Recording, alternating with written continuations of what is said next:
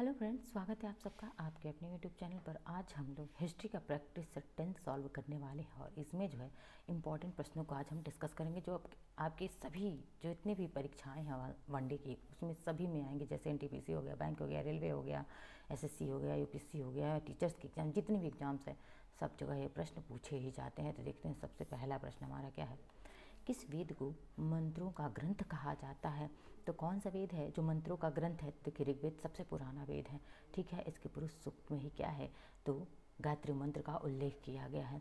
यजुर्वेद हो गया जिसमें यज्ञ का किसमें इसमें यज्ञ का उल्लेख है। ठीक है, सामवेद आंसर हमारा क्या होगा, सामवेद से ही सही है। और कौन सा वेद जो है संगीत से जुड़ा हुआ है या संगीतमय है?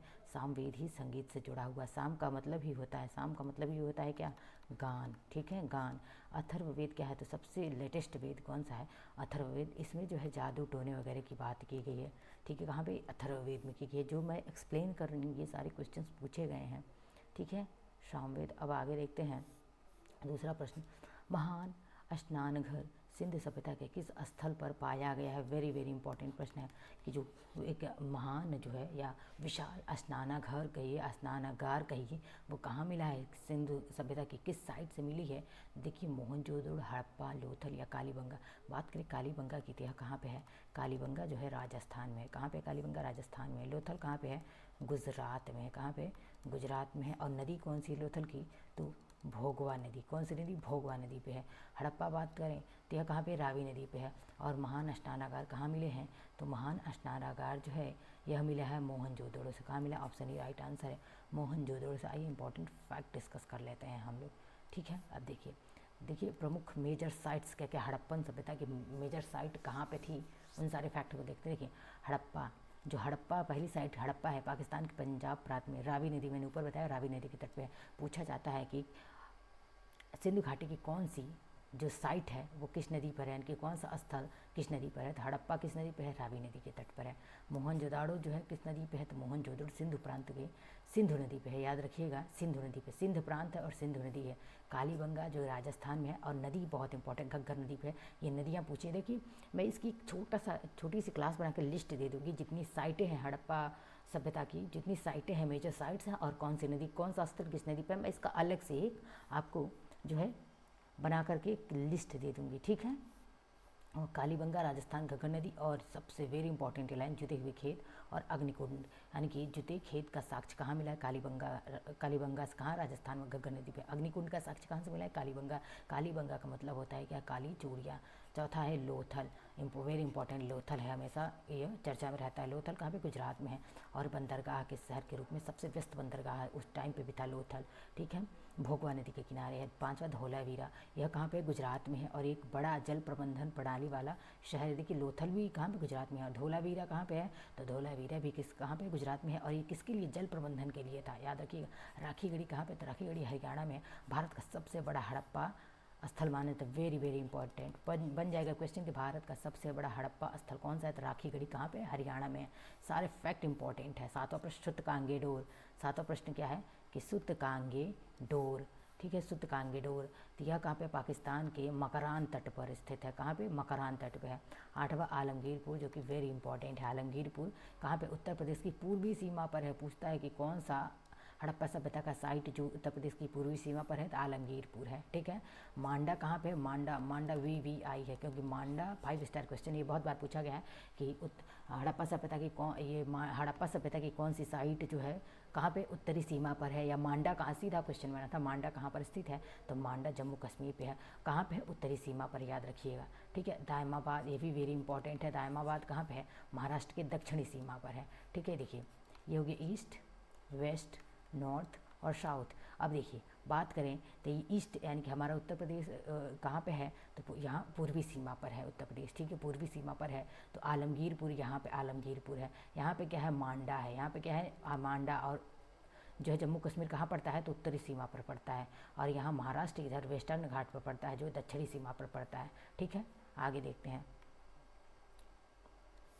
तीसरा प्रश्न है तमिल महाकाव्य सलिप्पाधिकारम। ठीक है, जो तमिल महाकाव्य तमिल भाषा का है, तो सलिप्पाधिकारम की रचना किसने किया है? वेरी इंपॉर्टेंट, इसको कर लीजिएगा, बहुत बार पूछा जाता है। इलिंगो, तिरुवल्लूर, कम्बन या सेकेजर कौन है इसकी इलिंगो है। ठीक है, इलिंगो आदिगल यही जो है सिलप्पाधिकारम के रचनाकार हैं। वेरी इंपॉर्टेंट प्रश्न है यह। अब आगे देखते हैं चौथा प्रश्न, किस गुप्त शासक को भारत का नेपोलियन कहा जाता है। वेरी इंपॉर्टेंट, 5 स्टार इसको दीजिएगा इस क्वेश्चन को। भारत का नेपोलियन किसे कहा जाता है, समुद्रगुप्त, चंद्रगुप्त प्रथम, स्कंदगुप्त या कुमारगुप्त। तो बात करें ऑप्शन ए राइट आंसर है, समुद्रगुप्त को भारत का नेपोलियन कहा जाता है। अब देखिए इससे इंपॉर्टेंट जो समुद्रगुप्त की उपाधियाँ कई मिली थी और इन उपाधियों से भी प्रश्न बनता है, तो एक ही जगह मैंने सारी उपाधियों को यहाँ पे सम्मिलित कर दिया। अब देखिए समुद्रगुप्त को कई प्रमुख उपाधियाँ मिली हैं, जिनमें देखिए सबसे प्रसिद्ध क्या है, भारत का नेपोलियन जो यहाँ पूछ लिया, और उसके किसने दिया था, इतिहासकार V.A. स्मिथ द्वारा दिया गया था। अब देखिए कविराज हो गया, ये किसकी उपाधि, समुद्रगुप्त की विक्रमांक उपाधि है, पराक्रमांक उपाधि है, अपरित्रथ है, और क्या व्याघ्र प्रमांक है, और धर्म प्रचार बंधु शामिल है। इसमें सबसे इंपॉर्टेंट कविराज, विक्रमांक, पराक्रमांक और व्याघ्र पराक्रमांक और भारत का नेपोलियन, ये सब प्रश्न आपके एग्जाम्स में आ चुके हैं, तो याद रखिएगा इसको। पांचवा प्रश्न की बात करें, दिल्ली के किस सुल्तान ने आगरा शहर की स्थापना की थी, इल्तुतमिश, बलबन, सिकंदर लोदी या फिरोज शाह तुगलक। तो सिकंदर लोदी ने 1504 में कब किया था, ये भी याद रखिए, 1504 में आगरा में। ठीक है, आगरा शहर की स्थापना सिकंदर लोदी ने किया था। सारी डायनेस्टी को भी पढ़ाई जाएगी, बहुत ही इंटरेस्टिंग वे में सारी क्लासेज आएंगी।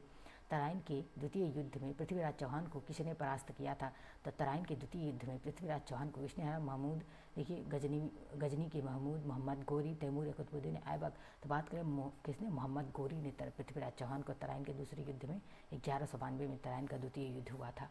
सातवां प्रश्न देखिए, सातवां प्रश्न है, आईने अकबरी के लेखक कौन थे। देखिए आईने है, ये क्या है, आईने अकबरी के लेखक कौन थे, अबुल फजल, बीरबल, टोडरमल या तानसेन। तो आईने अकबरी किसका है, अबुल फजल की फेमस रचना है आईने अकबरी। ठीक है, अबुल फजल की। आठवां देखते हैं प्रश्न, आठवां है, जलियांवाला बाग हत्याकांड के समय वायसराय कौन था। वेरी इंपॉर्टेंट प्रश्न है, कौन सा वायसराय था जलियांवाला बाग हत्याकांड के समय। तो जलियांवाला बाग हत्याकांड कब होता है, 13 अप्रैल 1919 को हुआ था। और 1919 में वायसराय कौन था, तो चेम्सफोर्ड था। कौन था, चेम्सफोर्ड था। ठीक है, ऑप्शन बी हमारा राइट आंसर है। 9वां प्रश्न है, 1916 में इंडियन होम रूल की स्थापना किसने किया था, एनी बेसेंट और BG तिलक या बाल गंगाधर तिलक, महात्मा गांधी, सुभाष चंद्र बोस या गोपाल कृष्ण गोखले। तो 1916 पर सबसे पहले बात करें कि इंडियन होम रूल की स्थापना कब हुई, 1916 में हुई है। अब तक जिन्होंने हमारी पिछली क्लासेस को देखा होगा तो ये सारे क्वेश्चन उनके लिए एकदम हलवे क्वेश्चन हो गए होंगे।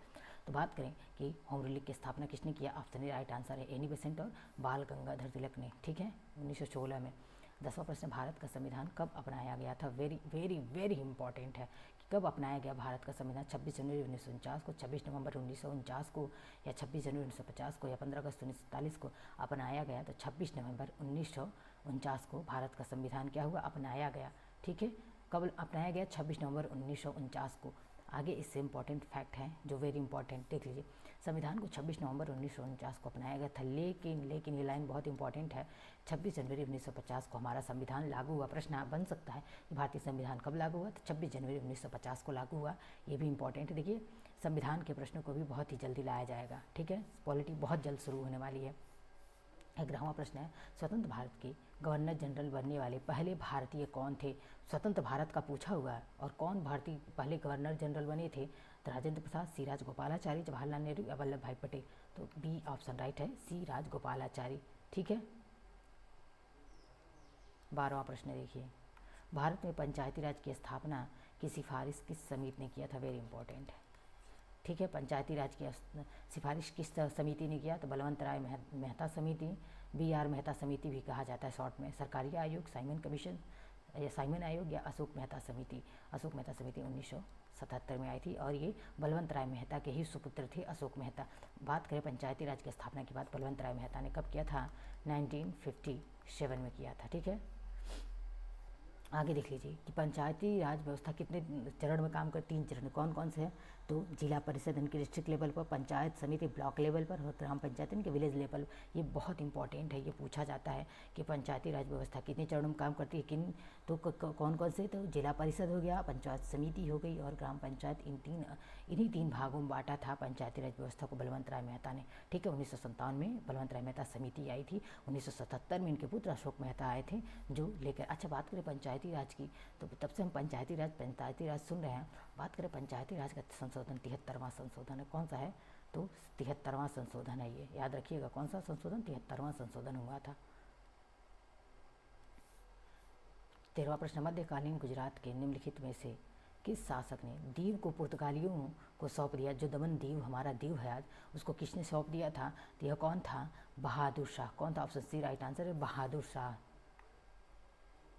आगे देखिए 14वां प्रश्न है, राजा राम मोहन रॉय द्वारा लिखित कौन सी पुस्तक ने सामाजिक सुधार आंदोलन में महत्वपूर्ण भूमिका निभाई थी? वेरी इंपॉर्टेंट है, वेरी इंपॉर्टेंट प्रश्न है। सत्यार्थ प्रकाश, तुहफत उल मुआविद्दीन और रिश्वत की बात, ब्रिटिश भारत का इतिहास। किसने? तो ऑप्शन बी राइट आंसर है, तुहफत उल मुआहिद्दीन, जो कि वेरी इंपॉर्टेंट पुस्तक है। कई बार पूछा गया किसकी पुस्तक है?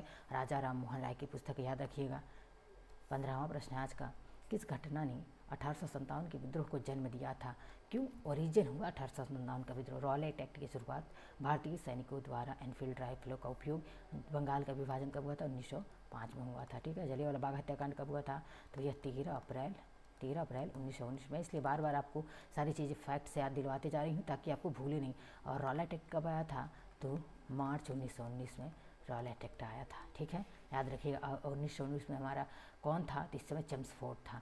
और किसने 1857 के विद्रोह को जन्म दिया था? तो ऑप्शन बी राइट आंसर है, भारतीय सैनिकों द्वारा एनफील्ड राइफलों का उपयोग, जिसमें चर्बी का उपयोग होता था, कारतूस को दांत से खींचना पड़ता था, ये सारे कारण थे। ठीक है, तो ये थी आज की हमारी क्लास। मिलते हैं नेक्स्ट लेक्चर में, धन्यवाद। देखिए, जो हमारी क्लास से जुड़े होंगे उन्हें डेफिनेटली अपने एग्जाम में उन्हें एक प्रश्न यहाँ से, हर क्लास से क्वेश्चंस देखने को मिलेंगे। एक प्रश्न क्या, क्वेश्चंस देखने को मिलेंगे ही मिलेंगे। मिलते हैं नेक्स्ट लेक्चर में। आप सबका बहुत बहुत धन्यवाद।